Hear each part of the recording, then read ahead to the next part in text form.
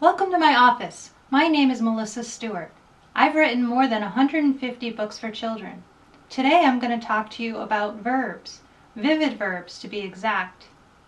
Vivid verbs can be the difference between a sentence that's okay and a sentence that's outstanding.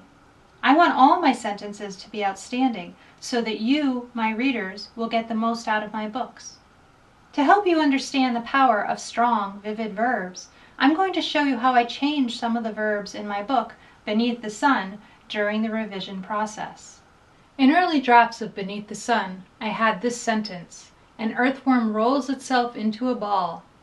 That sentence is pretty good. It gets the job done, and roll is an active verb. But still, I asked myself, how can I make it even better? Here's the sentence that appears in the printed book. An earthworm stops tunneling through the soil and loops its long, lean body in a tight ball. It's better, right? Loop is more exact than roll. And once I had the perfect vivid verb, it inspired me to describe the worm's body more precisely. The alliteration of loop, long, and lean makes this sentence fun to read, and it really paints a picture with words. Even if there wasn't an illustration, you could still see the earthworm in your mind. Here's another example from an early draft of Beneath the Sun. A horned lizard rests in the shade of a shrub.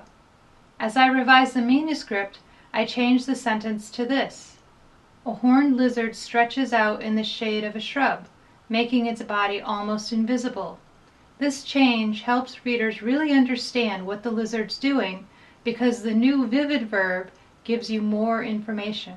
As I was researching spittlebugs, every source I read said that they release fluid from their bodies, but I didn't know exactly what that meant. Did the liquid ooze out slowly? Did it blast out at top speed? I wanted to really understand what was happening, and I knew my readers would too. So I contacted an entomologist, a scientist who studies insects, and I asked him lots of questions about the spittlebug's fluid and what it looks like while it's exiting the insect's body. Then I used that information to write this sentence. A spittlebug squirts milky white goo out of its abdomen and whips it into a bubbly froth. I'm glad I went to all that trouble because the illustrator decided not to show the process in her art. That means the only way for you to understand what's happening is by reading the words and picturing them in your mind. Using the verb squirts helps you create that mental image. Here's one sentence that I got right on the very first try. A turkey vulture cools down by spraying urine on its legs. Sometimes the facts I find are so amazing that the perfect sentence pops into my mind right away. But most of the time, I have to work at it.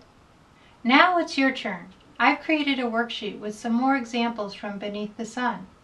After you read each sentence, fill in the blank with the correct vivid verb. When you're done, you can read the book to check your answers.